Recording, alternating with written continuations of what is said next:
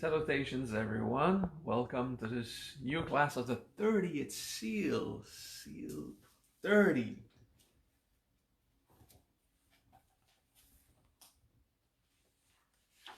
How do they call it? The precious bell. Yeah, because it's about sound. I like that. Well, it's not about sound, but there's the word sound in the mantra. Namo pranaham bomaya om amritam yan vajra shri jamrana swaha. Okay.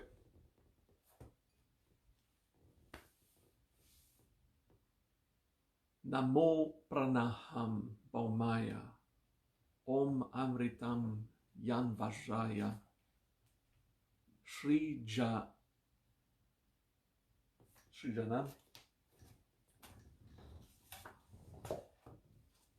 Janam. Shri Jam. Okay, it's a Shri Jam. Just to get it correctly, I'll keep this close. Seal 29 from last week was a mouthful with a long mantra. It is also a good long mantra, this one this week. This is my right hand. I believe it's made by the right hand. It's an odd number. Okay.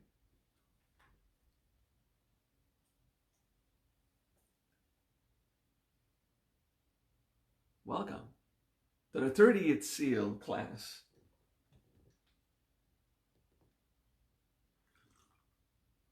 Get comfortable.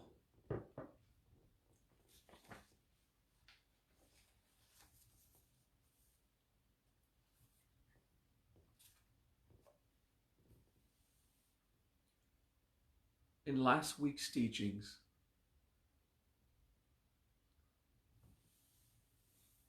the mantra that starts with Om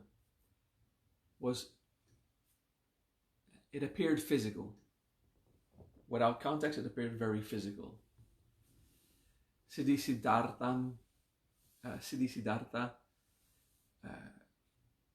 the accomplishment of wealth, the acquiring of perfected wealth.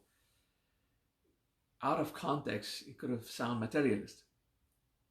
So they made sure to have Namo Ratnatrayaya to before the mantra, well, as part of the mantra, but before the Om, to say we're talking about the three jewels.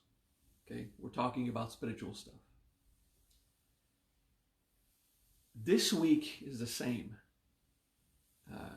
attitude. It's a lot of words, and all of these words are potentially transcendental and spiritual, okay, metaphysical. So we want to make sure we're talking about us being alive on earth. So they don't say physically incarnate, but they do say we're talking of a context where we're living here on earth. Okay. Namo pranaham bomaya. Okay. Namo is salutation, but also acknowledge in a way to say, this is what I'm paying attention to, or this is the context. Pranaha is what breathes in and out. So prana is anything related to the breath. Pranaham is breathing in and out. So what breathes? That's pranaham. Baumaya means of what is earthly. Okay, maybe some adjective or something.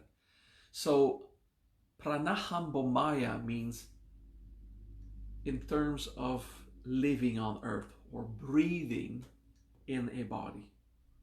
Okay.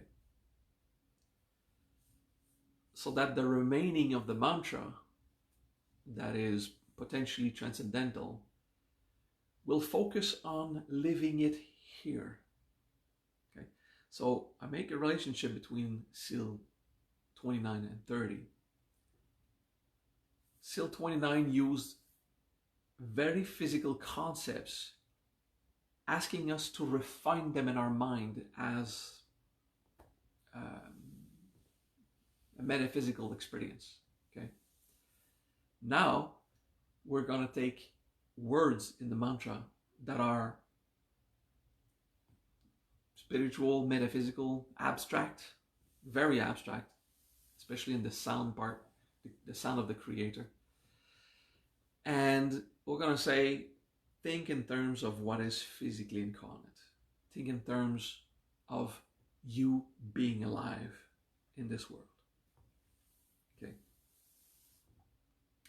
So, Baumaya means earthly, so not even mental of I'm here, but a more physical of experience your body breathing.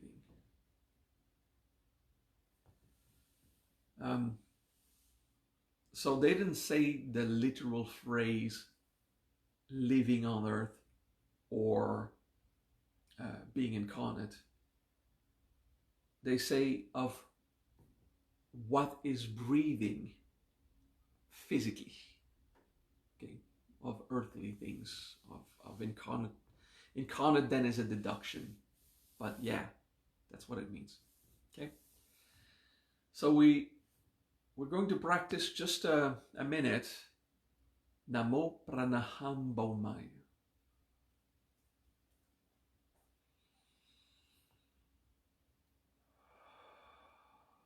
Namo Pranaham Baumaya.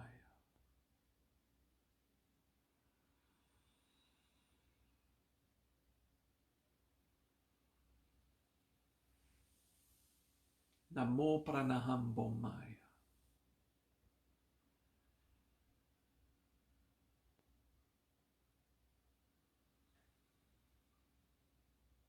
Namo Pranaham Baumaya.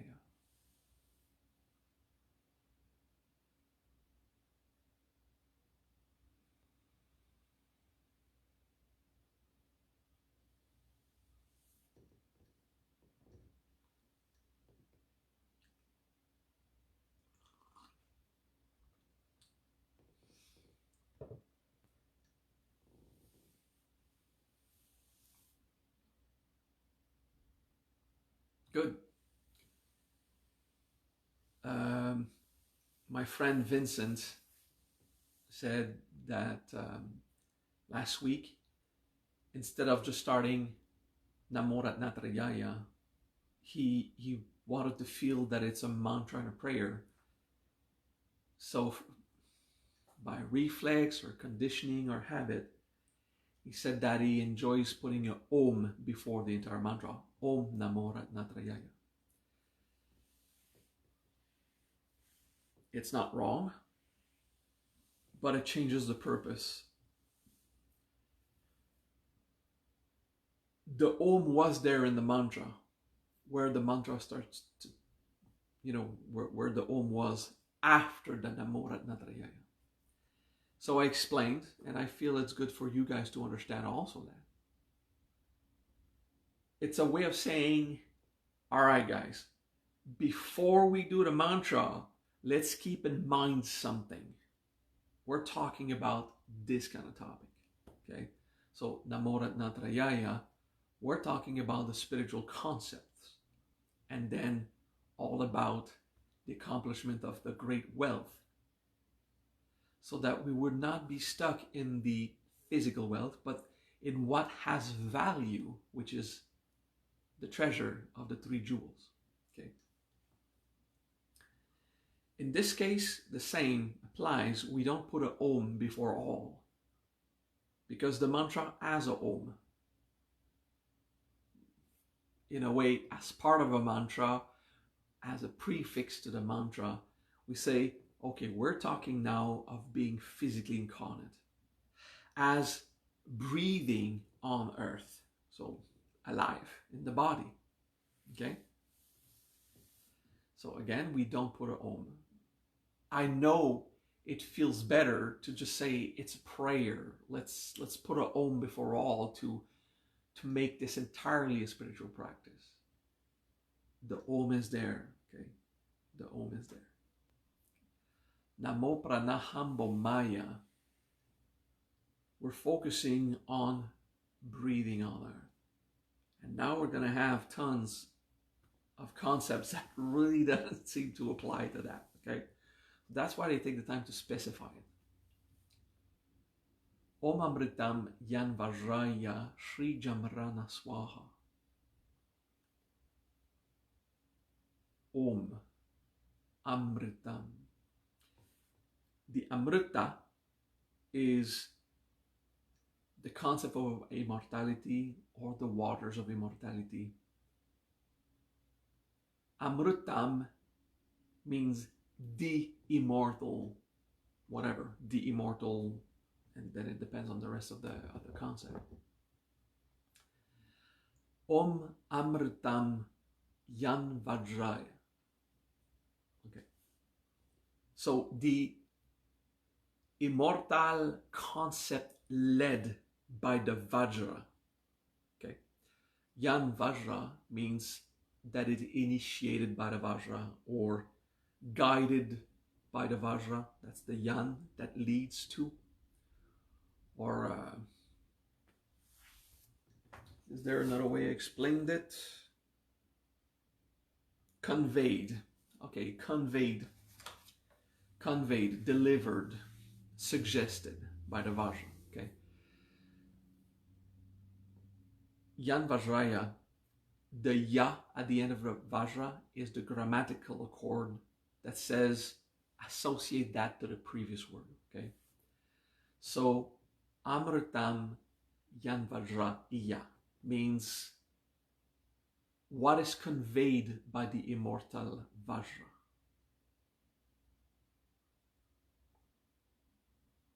Amritam Yan Vajraya. Whatever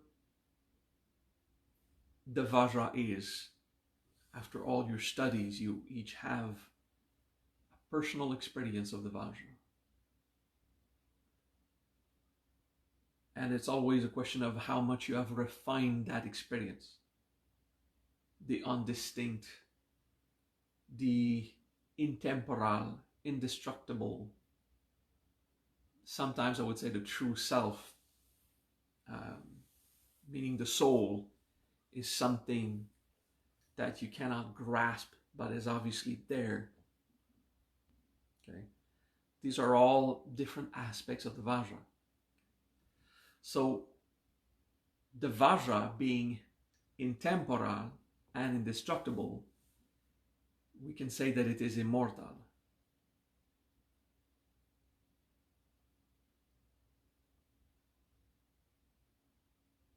The next part of the mantra, Sri Jamrana, the sound of the Creator, or the sound of creation as it happens, or the sound of creation when it happened in the past. But usually we're very present moment in these mantras. So Sri Jamrana is the vibration that resonates from the planes of creation or the process of creation. The highest origin of creation, when we want to speak of the highest, we would say the Brahma or the Bhava. It starts with a B. And that's talking about the first plane. When we invoke creation with the word Srija, we're not involving only the first plane, but the three first plane. So Brahma, Vishnu, Shiva. The way that everything comes out of vacuity from the B. Okay. The Kabbalists would agree, the B is the first created letter also, the origin. But once it came out of the first plane, it became accessible resources in the second, and it was used in the third by Shiva to manifest. Shiva, the one who observes everything. Srija, is what you have in mind, it becomes. Okay. So Bhava or Brahm, Brim, it's all creation in the first plane aspect. And when we use Srija, it's still creation, but in the way that the entire Trinity is concerned. Okay. Now, why do we want to say that? If it resonates, Srija Rana, if it vibrates, it is not only the first plane opening up. It is the first plane opening up and something happening. Because in Rana, there's an event, there's a vibration, a sound. Of course, the sound is not physical.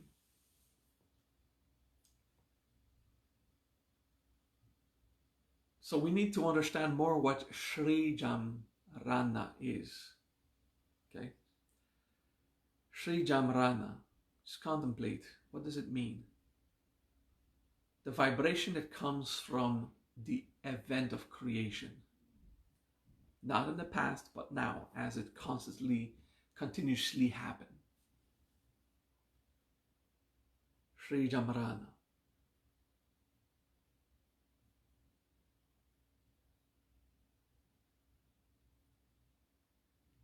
The experience of Srijam Rana is transported to us through the indestructible, infinite, undefinable experience of the Vajra. That acts, that exists forever, that is eternal. Okay? I'll repeat that. The Srijam Rana is made accessible to us. The sound of creation, as it happens in Brahma Vishnu Shiva, is made available to us through the immortal Vajra. Made available is that word conveyed. Okay, made available.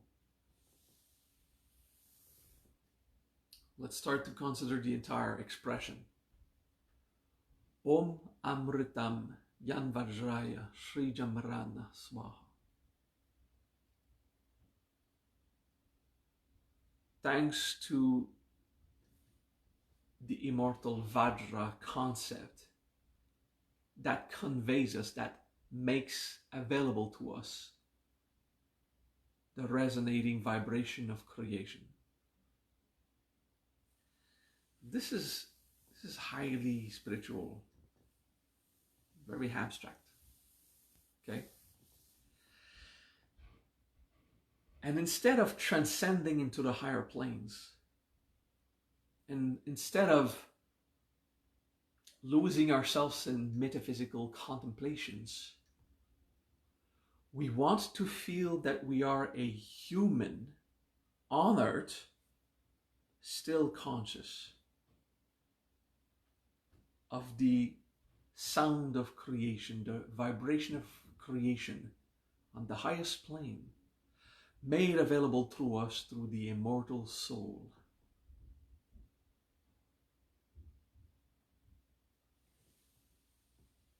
In other words, this mantra practice conscious transcendence.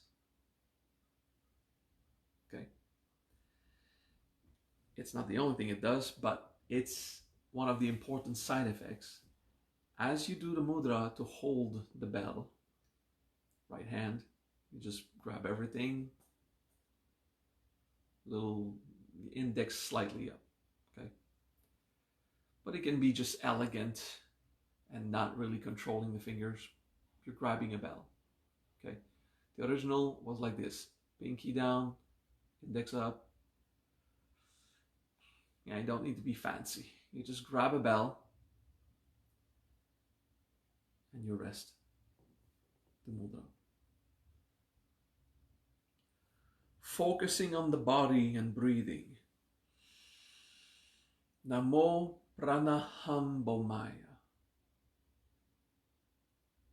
The The immortal Vajra conveys to us the sound of the event of creation. Om Amrutam Yan Vajraya Srijam Rana Swaha.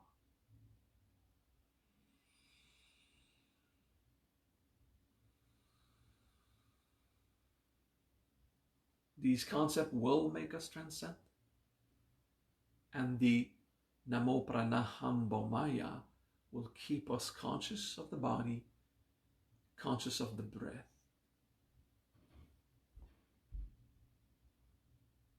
So a main utility is to practice conscious transcendence, to elevate our conscious mind to the highest plane. Listen to the sound of creation. Feel the Vajra inside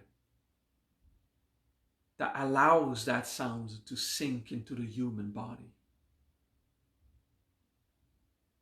The Vajra is immortal, but why do they use the word immortal in this case?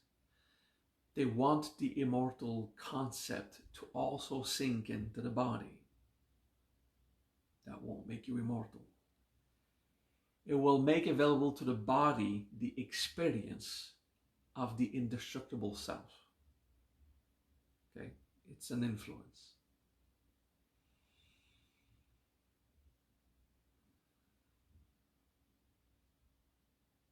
I believe the Chinese goal, like they say, this mantra is for that, many times is very egotistical, but sometimes they're on point, Buddhist in their premonition, the mantra. I believe what they offered was some kind of great wisdom available to the human. What was the word for word? For achieving all wonderful Brahma sounds. Nice. What does that mean? For achieving all wonderful Brahma sounds. They too associated to Brahma creation, because obviously Brahma is involved in creation. But if we study the various verbs for create, nirma, bhava, srija, we know that the srija is the involvement of Shiva in that event, okay, where Brahma provides the resource as Vishnu, and Shiva visualizes something to achieve a transformation in the universe or a manifestation. Okay. Nonetheless, what the Chinese promised with that is accurate. For achieving all wonderful Brahma sounds, for acquiring the great consciousness of the higher planes, and remain functional as a human while you're involved in these higher planes. Okay. The Kabbalists, when we study the principles of Metatron, the archangel on the first plane starts with an M and finishes with an N. Metatron. And there are T and R in there to come bring structure and definition. So while Metatron is the highest archangel, its focus is on the manifest world. Because once you're in the higher plane, you don't want to elevate. From the highest plane, you want to densify, to incarnate, to manifest. For the 30th seal, we're focused on that objective. Keeping in mind the breath and the body. Namo Pranaham Bomaya. Now you meditate on the sound of creation brought to you by the Vajra experience. And that lasts forever. That's immortal. That means it is a permanent thing.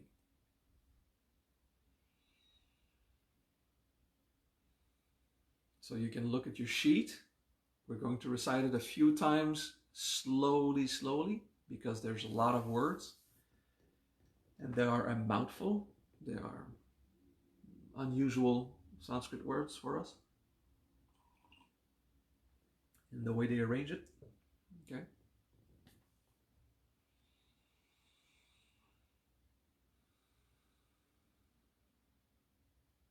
So we take a breath and we recite it once. Okay.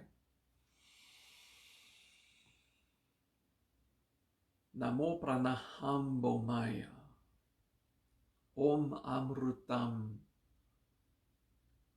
yan vajraya. Shrijam rana swaha.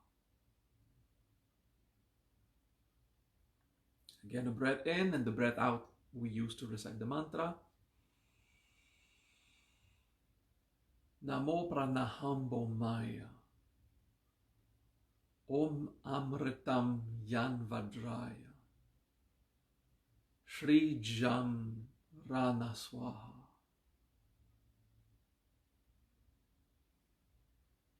Mudra on the right hand during the practice.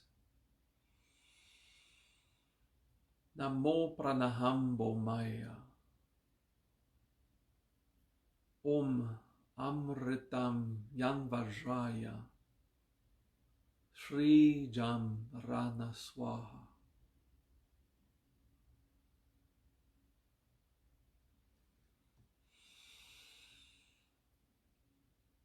Namo pranaham Maya. Om amritam yan vajraya. Shrijam rana swaha.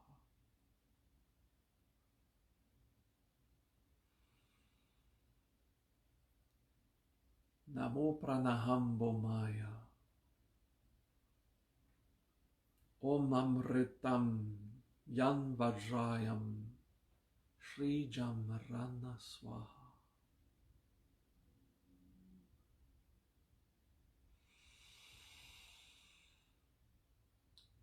Namo pranaham Maya. Om amritam yan vajraya. Shrijam rana swaha.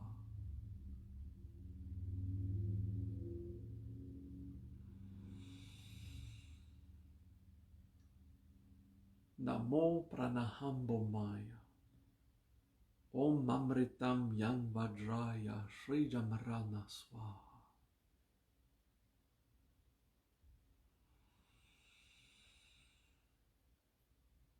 Namo pranaham Maya. Om amritam yan vajraya. Shrijam rana swaha.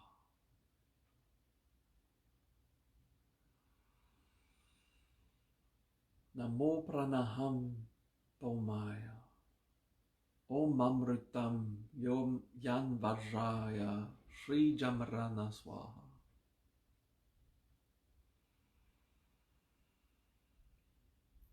Namo pranaham Maya.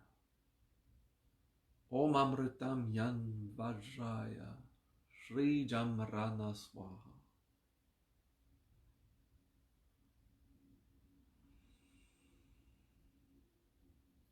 Namo pranaham Maya. Om amrita yan vajraya. Shrijam rana swaha.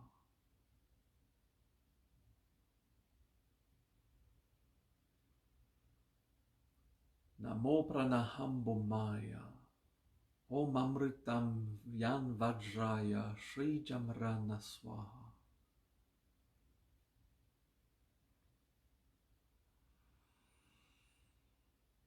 Namo pranaham Maya. Om amritam yan vajraya. Shrijam rana swaha. Focusing on the breathing body, alive on earth, allowing the undistinct sound of creation flow through the eternal Vajra experience into the human body. Namo pranaham Maya. Om amritam yan vajraya. Shrijam rana swaha.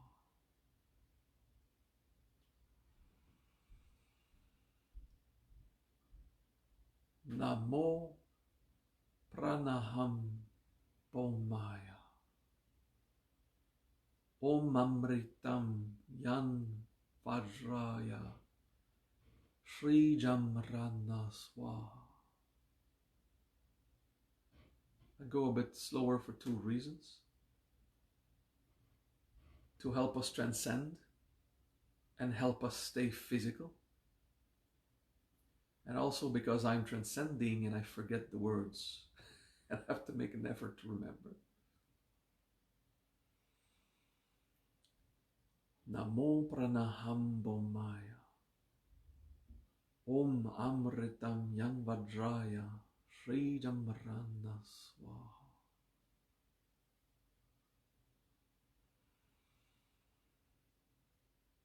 Namo Pranaham Bomaya. Om Amritam Yang Vajraya Shri Jamrana Swaha.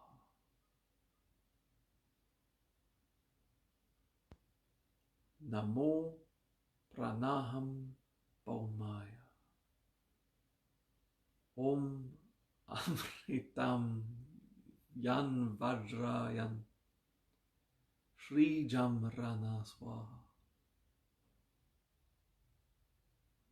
Yes, it is beautiful. Namo Pranaham Paumaya. Om Amritam Yan Vajraya Shri Jamrana Swaha. Namo Pranaham Bomaya. Om Amritam Yan Vajraya Shri Jamrana Swaha.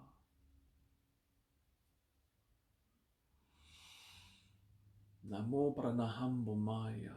Om Amritam Yan Vajraya Shri Jamrana Swaha. And relax. Simple practice of 21 recitations together. With the joy of sharing my experience of that concept with you. And feeling you that you're receiving the initiation through this process. It's quite enjoyable.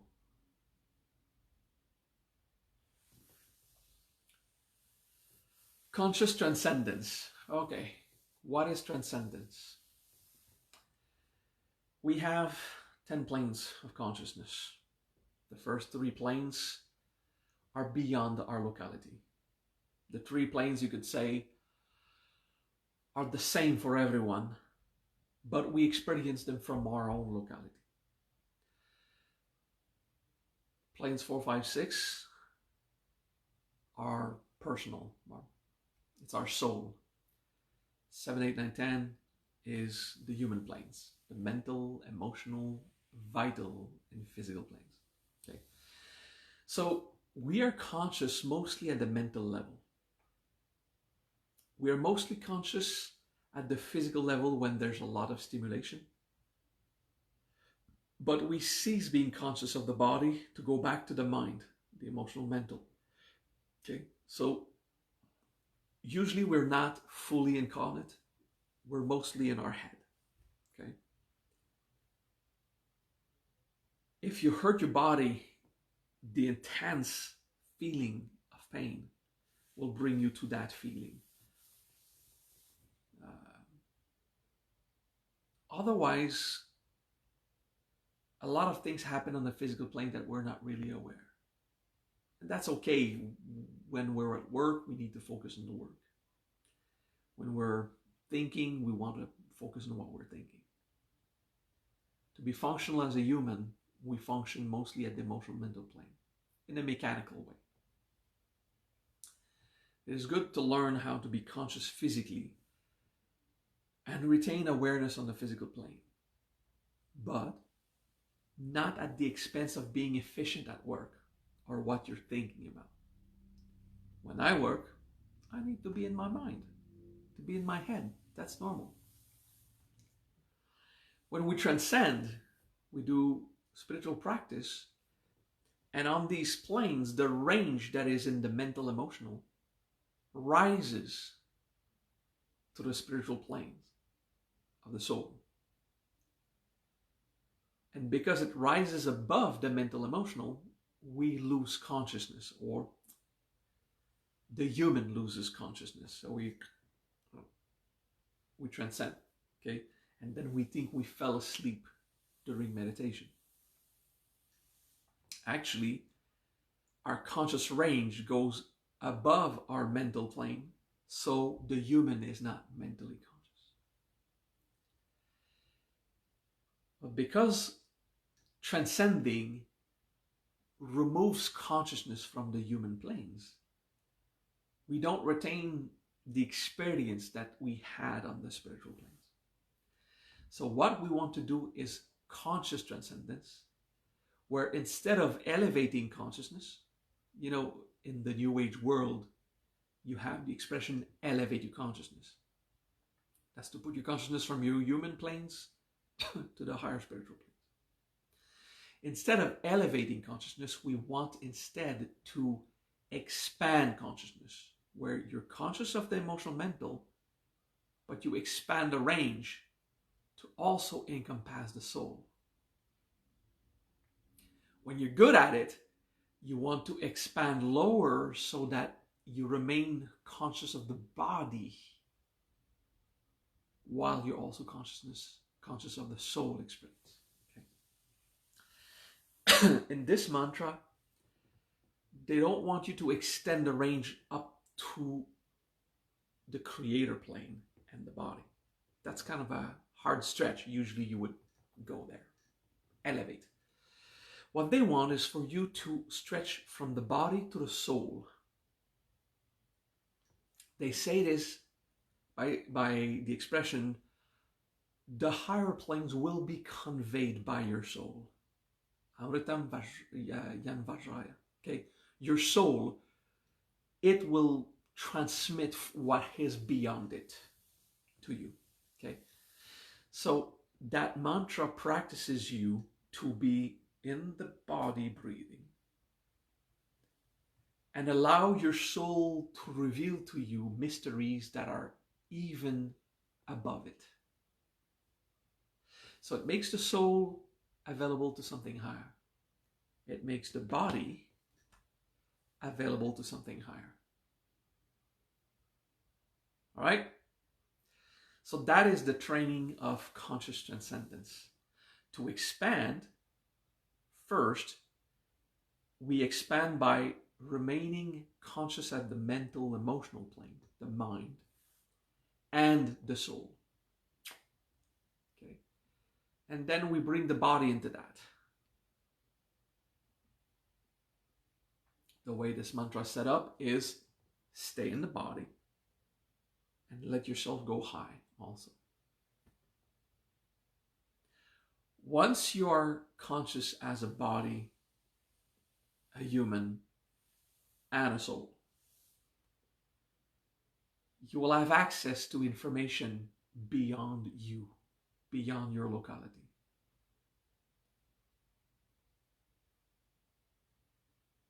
And even if you stretch higher than your locality, when you're conscious in the first three planes, it's not even you anymore. It is the consciousness of Brahma, Vishnu, and Shiva that you have access to. So it's not your consciousness of the first plane. That's impossible. It is consciousness of the first plane that happens to be available to you because of the limit of your soul. One individual soul will never be as great as the whole universe, because then it's not an individual soul anymore. It's not an identity or a locality. Then when you're conscious of the whole of the universe, it is the whole universe that is conscious of it and not you. And you get access to this. Okay. An example of this is sometimes we experience oneness. I feel I'm one with all things. Like I'm one with the people around me. I'm one with all of the universe. Yeah. But do you feel Pluto?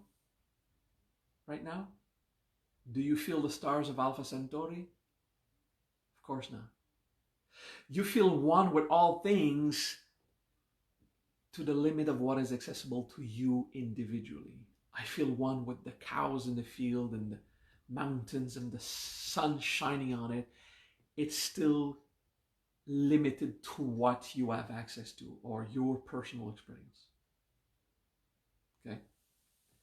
So even when you experience oneness with all things, it is to the maximum of what you can experience as a soul in terms of quantity of information. One soul will never be the whole of the universe. And if a soul becomes the whole of the universe, then it's not a soul anymore. Then it's Brahma, Vishnu, Shiva, and it's not about you anymore. Okay? I say this in a way to just warn that our ego will attribute to itself locally all the virtues and benefits of Vishnu. Like once you experience all transcendence, okay, the Mahasamadhi, if you want. As a human, you will say, I'm almighty in the universe. I feel all powerful. Yes, of course, you do feel the whole of the universe, but it's not you. What you feel is Brahma, and it's still expanded beyond your locality. Okay. It is normal for masters who experience this the first few times to think they are the new Jesus, the new Krishna, the new Buddha. And they will say, I am the source, I'm the solution, I'm the new one to guide humanity. I'm the one. All should study the wisdom I have, because I am the key to everything. Vishnu is the key to everything. Brahma is the origin of absolutely all things. So when you feel Brahma, Vishnu, and Shiva, you feel that, but your ego takes it in and says, I am, me, that little self, is now the entire savior of humanity. All should praise me and study me because I'm the only way out. Because I have achieved all power.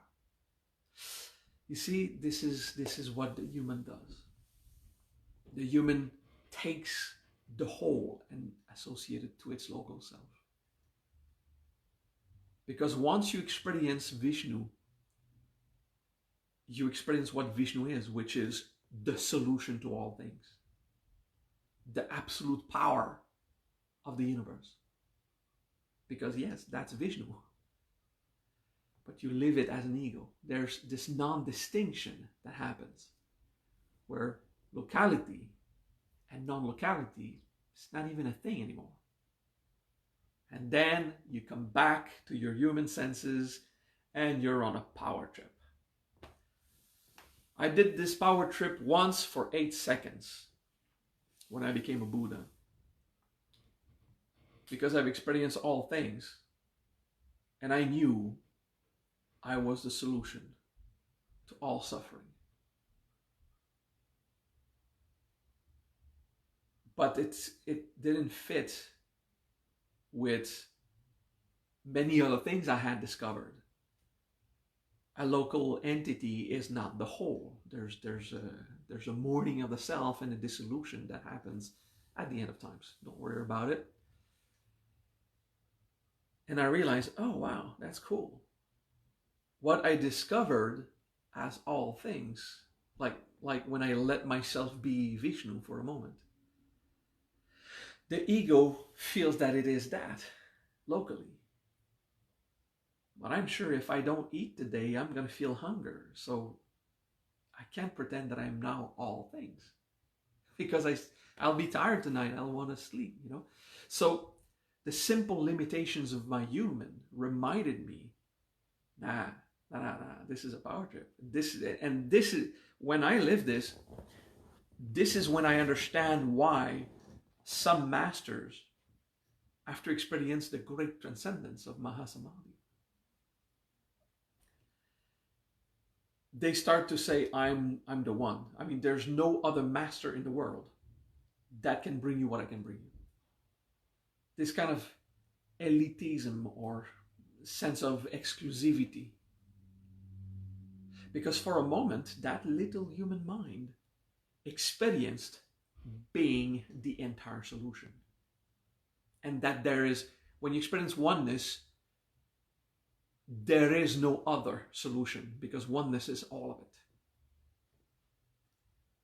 And then, yeah, these masters, they say, hey, I am thee, and the others are wrong, are not good enough. Okay? When I realized that I had this feeling as an ego, I was like, wow, this is fucking arrogant. Attributing to a localized ego something that only the whole of Vishnu can have. So, with the practice of this mantra, you might live feeling the whole and saying things, I have finally achieved the highest point of consciousness. All right, cool. So why does the next day you get so angry and irritated by little things? Maybe there's still work to do, huh? Yeah.